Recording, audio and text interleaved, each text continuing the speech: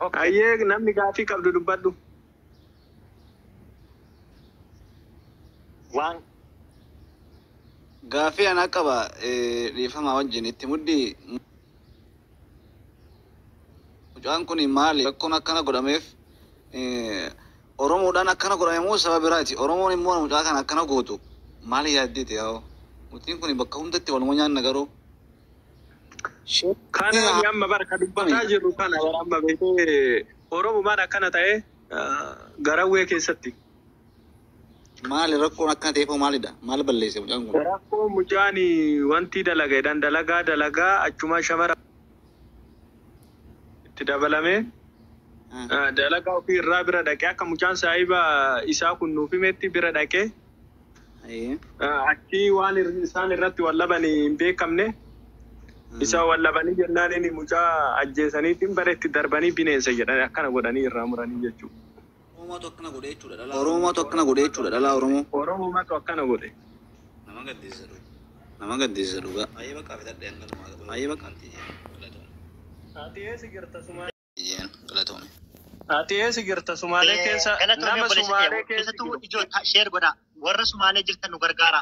Warri Sumaalee jirtan dhiira ta'an shamara taatanis yoo dhiirri Oromummaa isinitti dhaga'ame taatan nu gargaara waan qalliina jiru waan namni Sumaalee keessa jirtan. Reefka mucaa kanaa bira jiru wal isin qunnamsiisaa warri Sumaalee keessa jirtan warri garawwee jirtan keessattuu warri silaa masuulummaa ofirra fudhattanii mucaa kana kasilaa du'e awwaaltanii kasilaa jiru ka waan kana mootu iccitii kana quba qabu mootu irraa itti dhiyaattanii waan kana irraa hubachuu dandeettan. Ergadha. Sheer godha. Nuti nama Somaalee keessa jira garuu ammootu naannoo Hargeysaa jira Somaalilaandii keessa jira xiqqoo addaan fagoodha. Garuu ammootu achumaan mucaa isa bira jiru kana nambara isaa nu maxxansitee silaa jette jechuudha gam tokko namni achii baafate nu birallee dhufuu danda'a waan ta'eef beektaa wal gargaaruu dandeenya gama kana. Dhaamsi amma ina dhaamsi ani isiniif qabu ijoollee Sumaalee keessa jirtu taate ijoollee kana galchaa. Ani dhiifama naa godha garuu shamarran dhiifama naa godha keessattuu shamarran Hararge dhiifama naa godhaati wanta kana akka shamarran biraan dhayine shamarran dhalaa Harargeetitti akka hin dhiyaanne. An kun dhaamsa kooti. Garuu dhiifama naa godha. Yoo akkana jedhu namni badaan keessa illee hin jira namni gaarii illee hin jira keessattuu bakka walumaa galatti haga wanta kana qulqullaa'ee adda bahutti shamarran dhalaa Harargeetitti hin dhiyaatin Maammadoon bakka feetu yoo biyya keessa yoo qulqulluudha jedhanii Oromoodha keessatti meessi wayisi gaafadha. Halloo. Ayyaa haasa'e. Garawwee keessa naa jira hin dhageenya garawwee keessa nama dhaamee kana ta'e dhageenya maaliif garawwee keessa bakka tamit dhaame. Garawwee magaalama keessa maal dalaga jedhee mucaan Jaafar doobbii dalaga mucaan doobbii. Garawwee keessaan jira kunoo hin dhageenya takkaa hin dhageenya kunoo garawwee keessa jira nama akkanaa jira. Akka iccitiin kun ol hin baane godhan mucaa achi keessatti affananii akka iccitiin kun ol hin baane yoo inni dubbata itti roorrisan mucaa maal haa ta'u mucaan. Bakka tam jira jechuudha amma dhaqa. Hospitaala jira amma. Hospitaala jira jedhanii. Gurbaan du'e. Hospitaala guddaa jira. Sallaajaa jira. Sallaajaa. Nama sasii kenninaati ofitta ambaasii Itoophiyaa ta'u nama ofitta manummaadhaan nama dabalattee ati masalummaatti yoo fudhattee gurbaa kanatti hidhattee dhiyaattee ilaaltee nama iccitii kana nu kennillee yoo qabamsaa kana kan iccitii kana dubbii kana nu kennuu barbaadde haqa barbaadde yoo taate. Guddoomee Oromooti jira guddoomee Oromooti nama dawwala haadha qeelaa luuti mee labbara isaanaa kana. Ati dubbii kana akkamitti guddoomee jira beektee guddoomee deemtana filannee duraan illee jiru amma deemtana filannee beektaa. Ayyee. Guddoomee nama dawwalee guddoomee dhaqee halaalu hin dhageenye nuti. Okay. Yani garuu rakkoon akka hin geenne mucaa kanarra rakkoon yoo ga'e. Isa lubbuun jiru rakkoon keenyaan balaan nu bal'ataa deemanaa dhaggeeffata Oromoo. Iccitiin gaafa deemu dhaqee namni lubbuu walii galaafata. Gurbaa kanatti iccitii keenya ifa baasaa jira gaafa jedhame gurbaa isa jirullee kanallee namni rakkoo irraan ga'uu danda'a. Gurbaa kana akka danda'e gaafa rakkama isaa fuutanii silkiin daawwaltanii dhiistan osoo hin taateen gurbaa kana akka qaamannatanii itti dhiyaattanii ofitti fuutan gochuu qabdani. Maaliif yoo jettanii inni kun iccitii keenya ifa baasa yoo jedhan gurbaa kana rakkisuu danda'ani. Waan kana bal'isaa yaadaati. Gurbaa kana yeroo nuti raqama isinitti kennine gurbaa kana dawwaltanii dhattanii akka iccitiin ifa baasu gootanii dhiistanii yoo deemtanii inni illee rakkootti irra ga'a. Waa bal'isaa yaada. Gurbaa kana yoo gootanii akka gurbaa wanti beekuu qabdan dubbii kana amantanii amanuu baattanii wanti akkana irra raawwatame harka namaati. Iccitiin kun akka hin baane affananii bineensa jedhan malee harka namaatu akkana godhe. Harka namaati waan akkanaa kana dalagan.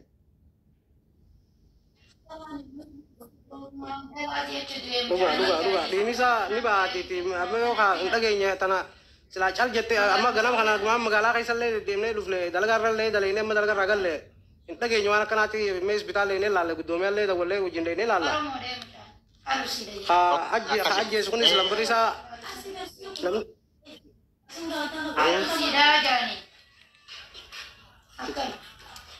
akkana mee lambarri isaa naa kana.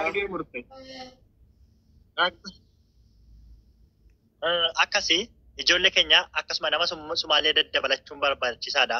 Wanni kun akka inni furmaata ta'e namni dhufee sirraa raqama isaa fuudhee yoo ta'e gurbaa kana ittoo dabalee dhaqee jedhee iccitii kiyya ifa baasaa jedhanii jara dogongora kana raawwate kan lubbuu namaa kana akkasitti lubbuu namaa irratti dogongora kana raawwate gaafa dhaga'anii gurbaa isa jiru kanallee lubbuu balleessani. Maaliif iccitii keenyatti ifa ba'aa jireenyaan waan kana achi balleessaati yaadaati. Gurbaa kana gaafa raqama nurraa fuutanii dawwaltanii dhiisinaati dhaqaati gurbaa kana dura ofitti fuudha. Iccitii sanarraa fuuchuudhaafi gurbaa sana akka dalagaa walitti qabanii dhaggeeffadha. Dalagaa walitti qabanii akka gurbaa sana dalagaa isaayyuu dhiisuufiyyuu qarshii waan fedhe waan inni dalagatti argatu sana nuti hin gargaarra.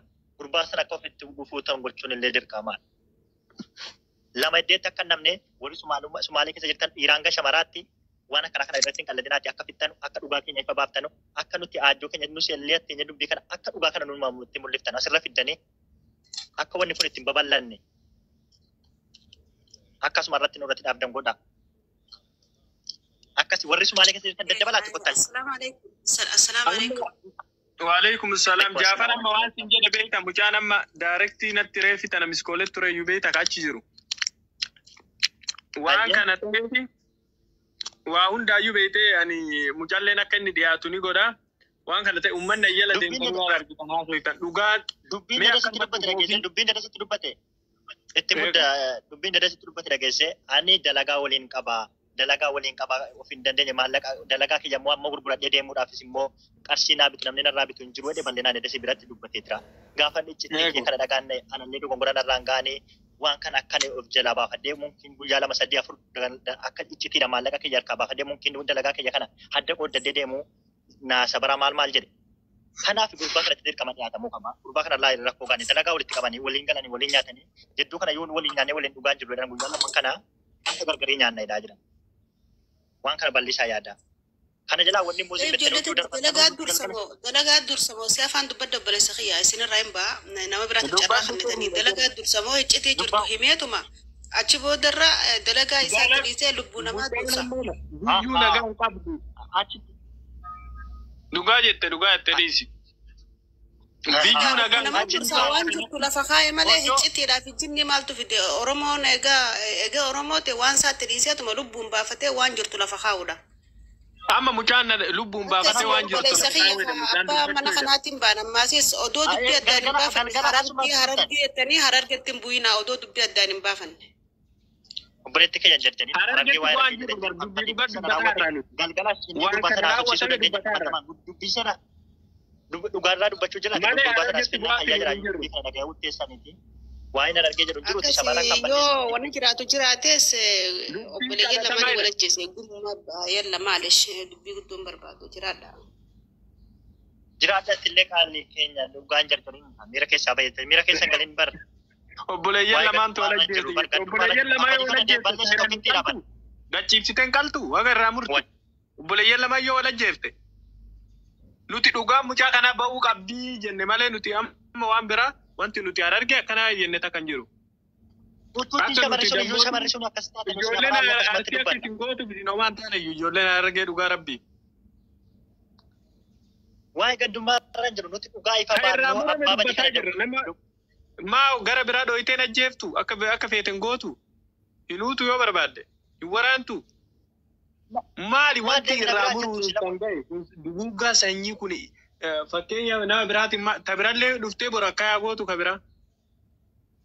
Namni eessa hojii jiraata jaartii ofiitu sodaate amma yeroo ammaa kana bas. Akkami hojii jiraan? Meemee namni Somaaliyaa jala jirtan namni Somaaliyaa jirtan jechuudha. Erga Namni garawwee jirtan erga daandii mucaa kanaa walitti deemtanii waan kana dhugaa kana ifanii baasuu barbaadanii namni dhiiga Oromummaa sirrii qaba. Gaafa raasa hin deebi'a. Namni dhiiga Oromummaa sirrii qaba. Dhugaa kanaa gabaabutti malee hin Gudduun darbatinaatti. Maati?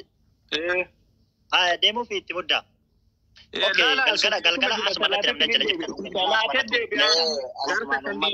Dhugaan tuna gabaatutti mucaa kanallee finne booda irratti mucaa kanallee finne dhugaa tanaa baatu. Guddoomiyaanleen jiraa guddoomiyaa ni qabna jedhe kana lakkoofsa isaa keessan ergaati. Guddoomiyaa wajjin isaan kun dhaqanii haalaa. Waan ta'e guutuu himii fagan deemu. Nani maaf natti dhiis. Salaamu alaikum. Natti dhiis nani maaf. Waalaikum assalam warahmatullahi wabarakatuh. Madaami liqii nutti deebisanii uummanni. Lakkii bu'aa arma seenaa arma muraa nutti fidaa jiran bara ammayyuu. Wallahi yeroo Lakkii bu'aa dararabbii amma akka gootanu dubbii kana sun salaamataa kollee fidhatanii dubbii kana keessaan fixaa malee akkuma nuti tookii irra jirru kana jarrillee taanii nu ilaalaa jiru fakkaatu. Kanaafuu innaan dubbii yoo keessaan dhume takkattuusi wanni ta'e furmaata argataa keessaan takkattuusi ijoollee garawwee jiranu jabaadhaati haasaati keessaan fixaa malee. Mucaasa sana irratti dubbiin cimaan gaara la amma safayyaa qabutu duu deematu ni du'e jiru lama dhabuun hin taatu beektanii. akkas. Mucaasa garawwee jiru ta'u waan jarri itti godhan sa'aatii kana keessatti hin beektanu la amma wajjiniin jiru namni wajjiniin nyaatu wajjiniin dhugu waan inni ta'u hin beektanu. Kanaafuu jennaan amma haasaa asirratti eenyutu baay'isuun ta'in jabaattanii miidiyaa kana cuftanii keessaan wal quunnamtanii waan gaarii natti fakkaata garuu. Sirriidha kunis illee dhugaadha mucaan inni sun iyyuu iddoo sodaateetti jira beektaa sodaatee jira dalagaa waliin qaba. Akkuma irratti mari'atamaa jiru kana ii bakka gaa jarrillee qubanii qabanii beektanii asii nutti mari'atamaadha. Inni dhiiraas inni wajjiniin jiru inni saahiba intalattii gorraatee kanaas illee murtee kanallee jarri hundinuu wana fala tokko intalaaf falaa jiru. Ofiifi falataa jiru. Kanaafuu jennaan kana keessaa baatanii akka mucaan kun achirraa bahee maallaqa isaa wanni godhamee fi isaaf galu malee akka maallaqa achirraa dhiishee deebiraa taa'ee yaada kana ibsu godhaa. Yaanni guddaan kana. Namni keessaan immoo fakkeenyaaf asirraa ammallee mana bicumnee ni baana waan kana dhanne keessaan illee mana dubbanna namni immoo Sumaalee keessaa ofitti amanummaadhaan namni dubbii kana immoo walitti dhiyaannee waliin dubbannu eenyunnee nama Sumaalee keessa jajjabaa ijoollee jajjabaa nama sadii lama barbaada nama sadii barbaada nama Anaa Soomalee Toloo nu godhanii keessan dannee dubbanna. akkaan jeeti. Mucaarmaa Soomalee keessaa raqama ergii fi tiiktookii jedhaan ergii raqama. Keessaan raqama walii ergine nama sadii nama dabalatti maaliif yoo jette dhimmi dibbe Yoo raqama keessaan ergitan amma furmaata argata sa'aatii kana keessa dhuma sa'aatii sagalutuun gahin furmaata argata. Amma immoo yoo akkanatti haasoftanii jettan wanni kun furmaata qabu. Amma furmaata akka ta'u manguddoo jira kan dhiiga baaftutti jala deemtee waan ni gootu ta'e. Dhiiga mucaa kanaan awwaalin lallabdanii tiitiime raqama mucaa asirgaa. Akkas la. akkasii obboleessa kiyya dhaggeeffatu asillee nama dabalatu keessaan namni oolaa ibirra Keessaan barreessaa fi keessaan tiiktookii jalatti barreessita. Tiiktookii gadi dhaatee tiiktookii isaa gadi dhaatee isa jalatti barreessita. Achilatti barreessu. Ijoolleen maatii maal ta'e mucaan kun wallahi intinaa feesbuuka akka arginu. Isa gadi buufattee isa aadii isaa deebiftee aadii isaa jedhaan barreessitaaf raqama.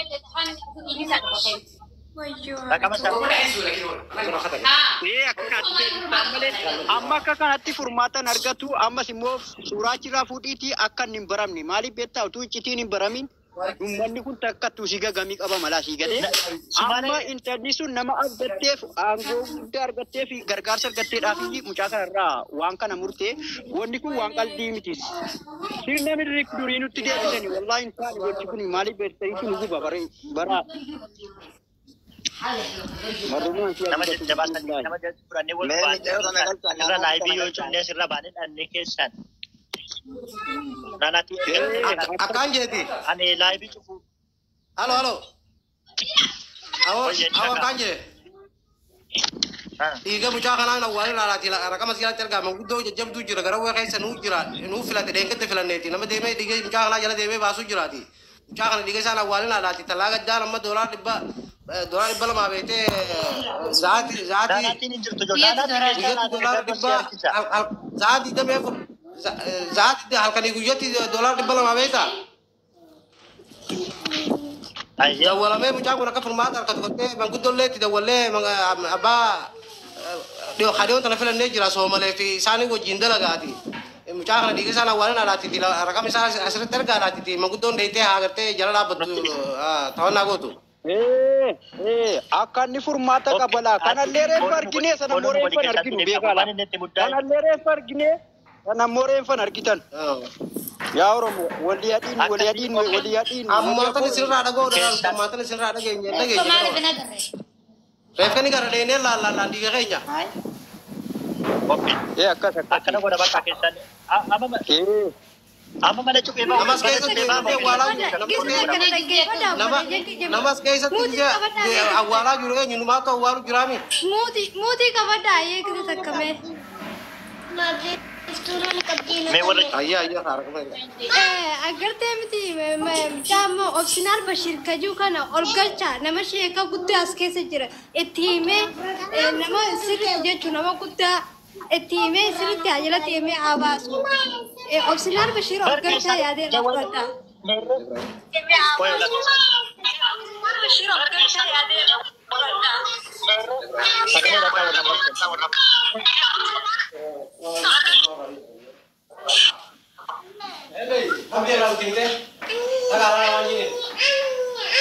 Sana mo wala tiyem Jiru keessa arganne kan Hindi genyo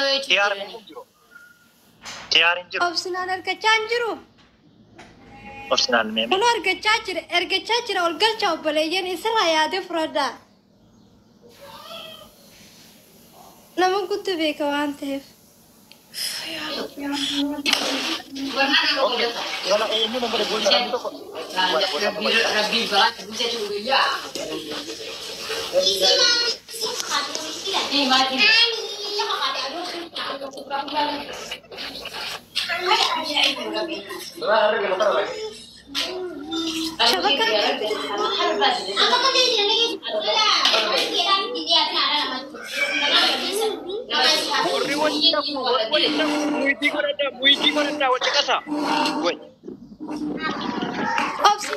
Obsinaan Bashir nama biraa irraa isaan galchuudha. Obsinaan Bashir ol galchaadha.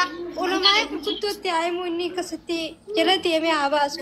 Nama gurguddaa as keessa jira. Portaalii samaatti irra jira. Jiru bara jalaa Obsinaan Bashir. Kunoo isinitti ergachaa jira ol ta'e ol galchaa. Nama biroo kan ergatee jira bara. Inni irra hin jiru. Erga Obsinaan.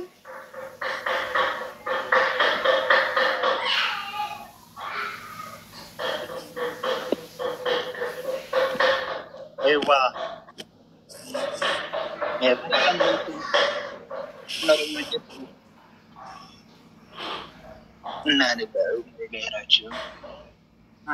Yes. Ayya yaadee rafradaa khair inshallah. السلام عليكم ورحمة الله وبركاته. وعليكم السلام. Udah bebas. Ewa. Ini kuasa lah orang. Naga saja.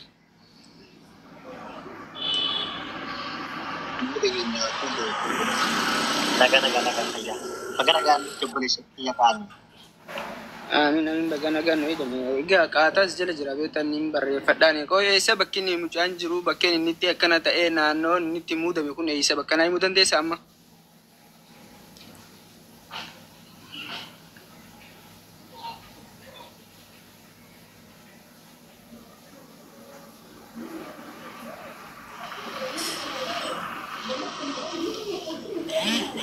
Benar darah serta tema. Eenyu dubbachuu jira namni dubbachuu hin jiru. Muutiira kaayatanii raabaafadaa muutiira.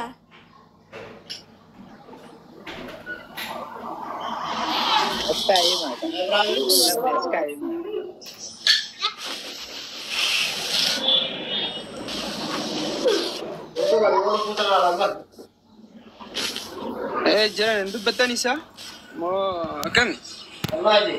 Moo sagalee kootti hin jiru masno?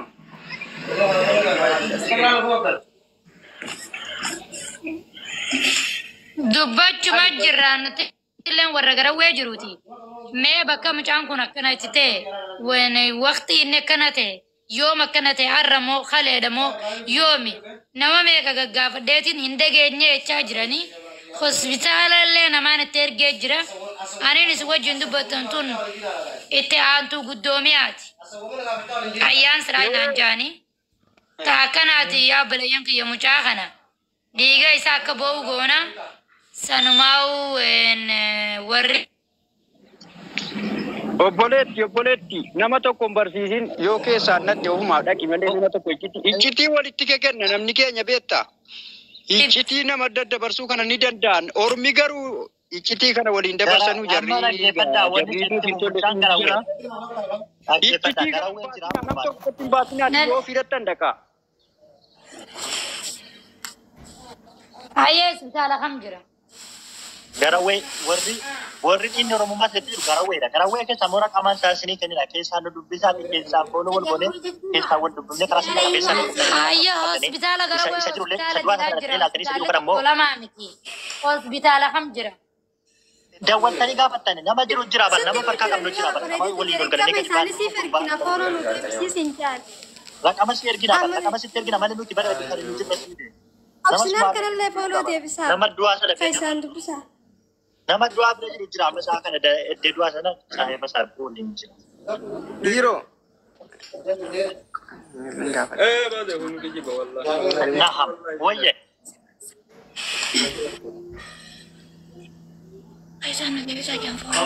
Faayisaan nu gaafadha warri achi jiru jechuudha.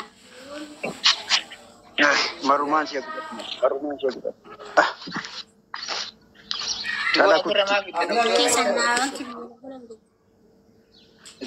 Kaisan follow na deebisame. Okay. Ana follow wali sitter gara kama si erga follow na godini. Harkana bille follow deebisam. Kaisan dubsa.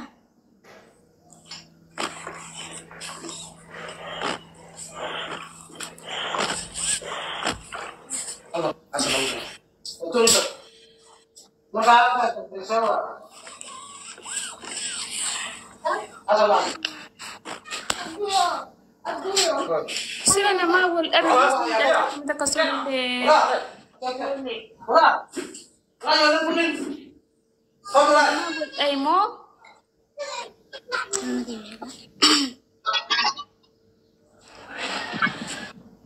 nama wal abe juga mau sudah aku minta. Siapa yang follow sih dia? Second. Follow si deebisame. Jafar.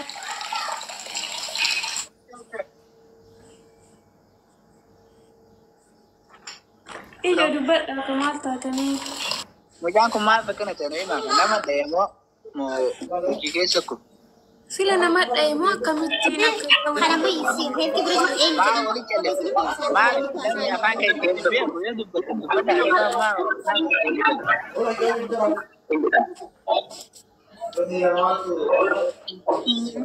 Iya sih.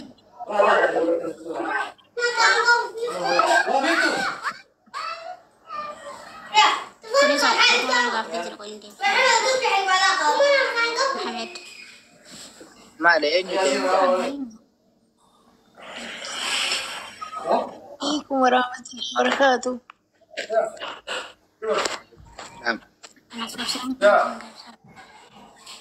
Umat ada mucak wasari sini itu saya dulu buka gadi sama itu.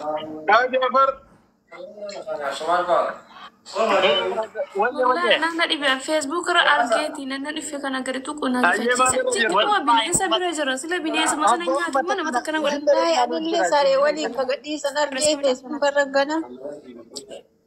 Abo sare jera na abo sare jera berarti sare jera bine jera koi rumah kau masih ngora badaru yo an kuno marajaya woi isa dugar kakam na inde sinit sila nana kati mau sih kati lu mula fetu nama aku nak kena gua sila bini sana nama dah